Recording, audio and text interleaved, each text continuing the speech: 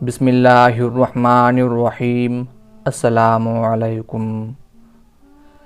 زید بن سہل نجاری ابو طلحہ کو جب یہ بات معلوم ہوئی کہ رمیثہ بنت ملحان ام سلیم نجاریہ اپنے شوہر کی وفات کے بعد بیوہ ہو گئی ہیں تو وہ فرط مسرت سے اچھل پڑے، اور ان کی یہ خوشی کچھ زیادہ حیران کن بھی نہیں تھی، کیونکہ ام سلیم ایک پاک دامن، سنجیدہ و باوقار، عاقلہ اور مجموعہ صفات خاتون تھیں۔ چنانچہ انہوں نے اس بات کا ارادہ کر لیا کہ دوسرے خواہش مندوں سے پہلے ہی ان کو نکاح کا پیغام دے دیں، اور ان کو اس بات کا پورا اطمینان تھا کہ ام سلیم ان کے مقابلے میں کسی دوسرے کو ترجیح نہیں دے سکتی ہیں، کیونکہ وہ مردانگی کا کامل نمونہ، معاشرے میں اونچے مقام کے مالک اور ایک دولت مند شخص تھے۔ اس کے علاوہ وہ اپنے قبیلے بنو نجار کے مشہور شہسوار اور یثرب کے معدود چند اور نامور تیر اندازوں میں سے تھے۔ یہ سب سوچ کر ابو طلحہ ام سلیم کے گھر کی طرف چل پڑے، لیکن راستے میں ان کو خیال آیا کہ ام سلیم مکہ سے آئے ہوئے دائی مصعب بن عمیر رضی اللہ تعالی عنہ کی باتیں سن کر محمد صلی اللہ علیہ وآلہ وسلم پر ایمان لا چکی اور ان کے دین کی پیروی اختیار کر چکی ہیں، مگر تھوڑی دیر بعد انہوں نے اپنے دل میں سوچا کہ اس میں کیا حرج ہے؟ کیا ان کا پہلا شوہر جس کا ابھی انتقال ہوا ہے اپنے آباء و اجداد کے دین پر کاربند اور محمد صلی اللہ علیہ وآلہ وسلم اور ان کی دعوت سے بے تعلق نہیں تھا؟ ابو طلحہ نے ام سلیم کے دروازے پر دستک دی اور ام سلیم نے ان کو اندر آنے کی اجازت دے دی۔ اس وقت ان کا لڑکا انس بھی وہاں موجود تھا۔ ابو طلحہ نے بات چھیڑ دی اور حرف مدعا زبان پر لائے، لیکن اس وقت وہ سخت حیران ہوئے جب ام سلیم نے ان کی توقع کے خلاف جواب دیا۔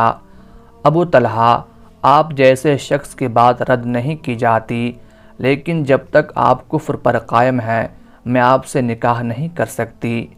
ابو طلحہ نے سمجھا کہ ام سلیم بہانہ کر رہی ہیں، دراصل وہ کسی ایسے شخص کو میرے اوپر ترجیح دے چکی ہیں جو مال اور افرادی قوت کے لحاظ سے مجھ سے برتر ہے۔ چنانچہ انہوں نے کہا، ام سلیم، خدا کی قسم میں سمجھتا ہوں کہ تمہارے انکار کی اصل وجہ یہ نہیں ہے۔ پھر کیا ہے میرے انکار کی اصل وجہ؟ ام سلیم نے پوچھا۔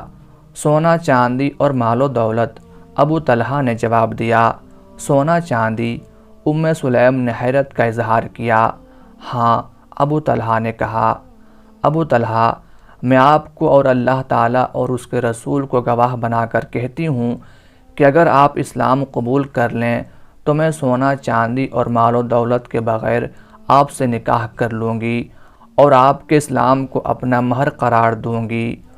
ام سلیم رضی اللہ تعالی عنہا کی یہ بات سن کر ابو طلحہ کا ذہن اپنے بت کی طرف منتقل ہو گیا، جس کو انہوں نے نہایت نفیس اور قیمتی لکڑی سے تراشا تھا، اور قبیلے کے دوسرے رئیسوں کی طرح اسے اپنے لیے مخصوص کر رکھا تھا۔ لیکن ام سلیم رضی اللہ تعالی عنہ نے موقع کو غنیمت سمجھتے ہوئے گرم لوہے پر مزید ضرب لگائی۔ ابو طلحہ، کیا آپ کو یہ بات نہیں معلوم کہ اللہ کو چھوڑ کر آپ جس معبود کی پرستش کرتے ہیں وہ زمین سے اگا ہوا ہے؟ کیوں نہیں، میں یہ بات اچھی طرح جانتا ہوں۔ ابو طلحہ کے لہجے میں قدر ندامت تھی۔ تو کیا آپ کو کبھی اس بات پر شرمندگی کا احساس نہیں ہوتا کہ درخت کے ایک ٹکڑے کو معبود بنا کر آپ اس کی پوجا کرتے ہیں، اور اسی درخت کے دوسرے ٹکڑے کو کوئی دوسرا شخص آگ جلانے کے لیے ایندھن کے طور پر استعمال کرتا اور اس سے کھانا پکاتا ہے؟ انہوں نے ایک لحظہ رک کر کہا، ابو طلحہ، اگر آپ مسلمان ہو جائیں تو میں آپ کے ساتھ رشتہ ازدواج میں منسلک ہونے پر راضی ہوں، اور اس صورت میں اسلام کے سوا میں آپ سے کسی مہر کا مطالبہ نہیں کروں گی۔ ام سلیم رضی اللہ تعالی عنہا نے آخری اور بھرپور ضرب لگائی۔ مجھے دائرہ اسلام میں داخل کون کرے گا؟ ابو طلحہ نے پوچھا۔ یہ کام میں خود کر لوں گی، حضرت ام سلیم رضی اللہ تعالی عنہا نے جواب دیا۔ وہ کس طرح؟ ابو طلحہ نے وضاحت چاہی، وہ اس طرح کہ آپ اپنی زبان سے کلمہ حق ادا کرتے ہوئے اس بات کی شہادت دیں کہ اللہ کے سوا کوئی معبود نہیں اور محمد صلی اللہ علیہ وآلہ وسلم اللہ کے رسول ہیں۔ پھر آپ اپنے گھر جائیں اور اپنے بت کو توڑ کر پھینک دیں۔ حضرت ام سلیم رضی اللہ تعالی عنہا نے سمجھاتے ہوئے کہا، یہ سن کر ان کا چہرہ فرط مسرت سے جگمگا اٹھا اور وہ بے ساختہ بول پڑے، اشہد ان لا الہ الا اللہ و اشہد ان محمد رسول اللہ، اور پھر انہوں نے حضرت ام سلیم رضی اللہ تعالی عنہا سے نکاح کر لیا۔ مسلمان اس نکاح کے متعلق کہتے تھے کہ ہم نے آج تک کسی مہر کے بارے میں نہیں سنا جو ام سلیم کے مہر سے زیادہ بہتر اور قیمتی ہو۔ انہوں نے اسلام کو اپنا مہر قرار دیا اور اس روز سے حضرت ابو طلحہ رضی اللہ تعالی عنہ اسلامی جماعت میں شامل ہو گئے اور انہوں نے اپنی غیر معمولی اور بے مثال صلاحیتیں اس کی خدمت کے لیے وقف کر دیں۔ وہ ان 70 افراد میں سے تھے جو بیعت عقبہ میں شریک ہوئے۔ اس وقت ان کے ساتھ ان کی بیوی حضرت ام سلیم رضی اللہ تعالی عنہا بھی تھیں۔ وہ ان 12 آدمیوں میں سے تھے جن کو رسول اللہ صلی اللہ علیہ وآلہ وسلم نے مسلمانان یثرب کا نقیب بنایا تھا۔ وہ تمام غزوات میں رسول اللہ صلی اللہ علیہ وآلہ وسلم کے ہم رکاب رہے اور ان میں غیر معمولی شجاعت و جمع مردی کا مظاہرہ کرتے رہے، لیکن ان کا سب سے بڑا اور ناقابل فراموش دن یوم احد ہے، جس کی روداد ملاحظہ فرمائیں۔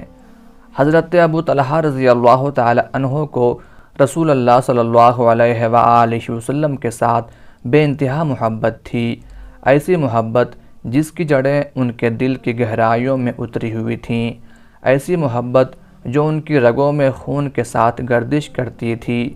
ان کا حال یہ تھا کہ نہ آپ کے چہرہ انور کو دیکھنے سے کبھی آسودہ ہوتے، نہ آپ کی پیاری باتیں سننے سے سیراب ہوتے، اور جب کبھی تنہائی میں آپ کے پاس ہوتے تو گھٹنوں کے بل بیٹھ کر کہتے، میری جان آپ پر قربان ہے، میرا چہرہ آپ کے لیے ڈھال ہے۔ جنگ احد میں جب ایک موقع پر مسلمان آپ صلی اللہ علیہ وآلہ وسلم کو چھوڑ کر منتشر ہو گئے اور مشرکین نے ہر طرف سے آپ پر دھاوا بول دیا، آپ صلی اللہ علیہ وآلہ وسلم کے دندان مبارک توڑ دیے، پیشانی اور ہونٹوں کو زخمی کر دیا اور چہرہ مبارک کو لہولہان کر دیا، یہاں تک کہ دشمنوں نے یہ افواہ اڑا دی کہ محمد صلی اللہ علیہ وآلہ وسلم نعوذ باللہ قتل کر دیے گئے، جس سے مسلمانوں کے حوصلے بالکل پست ہو گئے اور وہ دشمنوں کے سامنے سے شکست کھا کر بھاگنے لگے۔ اس کٹھن وقت میں رسول اللہ صلی اللہ علیہ وآلہ وسلم کے ساتھ صرف چند آدمی رہ گئے تھے اور حضرت ابو طلحہ رضی اللہ تعالی عنہ ان میں پیش تھے۔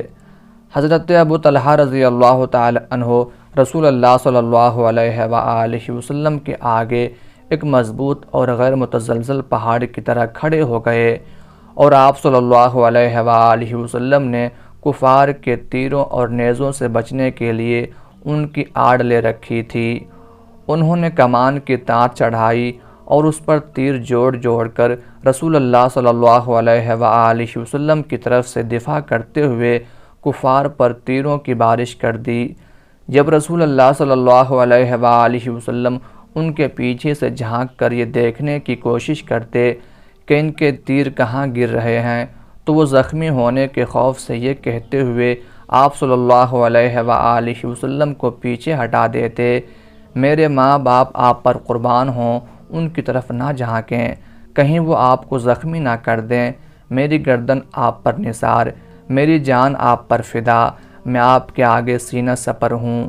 جس طرح حضرت ابو طلحہ رضی اللہ تعالی عنہ جنگ کے مواقع پر بے دریغ اپنی جان کا نذرانہ پیش کرنے کے لیے حاضر رہتے، اسی طرح بلکہ اس سے بھی بڑھ کر انفاق فی سبیل اللہ کے ہر موقع پر اپنا مال خرچ کرنے میں کبھی کوتاہی سے کام نہیں لیتے تھے۔ انہی مواقع میں سے ایک موقع یہ ہے کہ ان کے پاس کھجوروں اور انگوروں کا ایک باغ تھا جو اپنے درختوں کی کثرت، پھلوں کی عمدگی اور پانی کی شیرینی کے لحاظ سے یثرب کے تمام باغوں سے اچھا تھا۔ ایک روز حضرت ابو طلحہ رضی اللہ تعالی عنہ اس کے گھنے سائے میں کھڑے نماز پڑھ رہے تھے۔ اچانک ایک خوش الحان پرندے نے ان کی توجہ اپنی طرف مبذول کر لی، جس کے پر سبز، چونچ سرخ اور پاؤں رنگین تھے۔ وہ درختوں کی شاخوں پر خوشی سے چہچہاتا، رقص کرتا اور پھدکتا پھر رہا تھا۔ حضرت ابو طلحہ رضی اللہ تعالی عنہ کو یہ منظر اتنا بھلا معلوم ہوا کہ تھوڑی دیر کے لیے وہ اس کی دلکشی میں کھو گئے۔ جب ان کی توجہ نماز کی طرف واپس آئی تو وہ بھول چکے تھے کہ انہوں نے کتنی رکعتیں پڑھی ہیں، 2 یا 3۔ وہ سوچتے رہ گئے مگر کچھ یاد نہیں آیا۔ وہ نماز ختم کر کے رسول اللہ صلی اللہ علیہ وآلہ وسلم کی خدمت میں حاضر ہوئے اور آپ صلی اللہ علیہ وآلہ وسلم سے اپنے نفس کی شکایت کی، جس کو باغ، اس کے گھنے اور سایہ دار درختوں اور اس کے خوشنوا پرندے نے نماز سے غافل کر دیا۔ پھر انہوں نے کہا، یا رسول اللہ صلی اللہ علیہ وآلہ وسلم، آپ گواہ رہیں، میں اس باغ کو اللہ کی راہ میں صدقہ کر رہا ہوں، آپ اس کو جس مصرف میں چاہیں صرف کریں۔ حضرت ابو طلحہ رضی اللہ تعالی عنہ نے اپنی پوری زندگی صائم النہار اور مجاہد فی سبیل اللہ کی حیثیت سے گزاری اور اسی حالت میں انہوں نے داعی اجل کو لبیک کہا۔ بیان کیا جاتا ہے کہ وہ رسول اللہ صلی اللہ علیہ وآلہ وسلم کے بعد تقریباً 30 سال زندہ رہے۔ یہ پوری مدت انہوں نے روزے کی حالت میں گزاری اور ایام عیدین کے سوا جن کے روزے حرام ہیں انہوں نے کوئی روزہ نہیں چھوڑا۔ انہیں کافی طویل عمر ملی تھی جس کی وجہ سے وہ بہت کمزور ہو گئے تھے، لیکن یہ ذوق بھی ان کے جذبہ جہاد کو سرد نہیں کر سکا۔ وہ بڑی پابندی کے ساتھ اللہ کی راہ میں جہاد کرتے اور اعلاء کلمت اللہ اور اقامت دین کی فوجی مہمات میں شریک ہوتے تھے۔ انہی میں سے ایک مہم وہ تھی کہ جب حضرت عثمان غنی رضی اللہ تعالی عنہ کے زمانہ خلافت میں مسلمانوں نے بحری جنگ کا ارادہ کیا تو انہوں نے بھی اس میں شرکت کی تیاریاں شروع کر دیں۔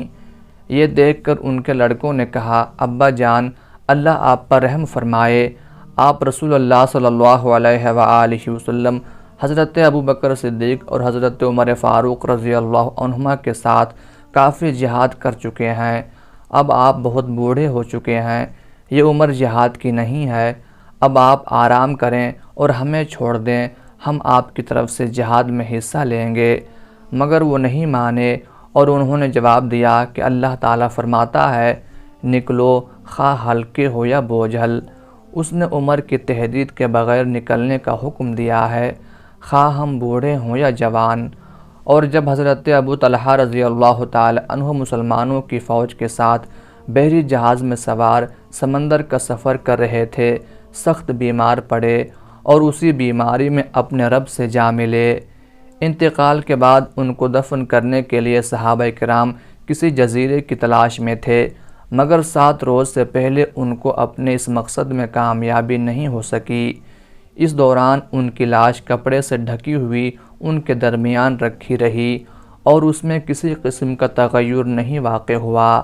ایسا لگتا تھا کہ وہ بڑے آرام سے سو رہے ہیں اور ان کو ان کے اہل و عیال اور ملک و وطن سے بہت دور سمندر کے درمیان دفن کر دیا گیا۔ اللہ تعالیٰ کی ان پر ہزارہ رحمتیں نازل ہوں، آمین یا رب العالمین۔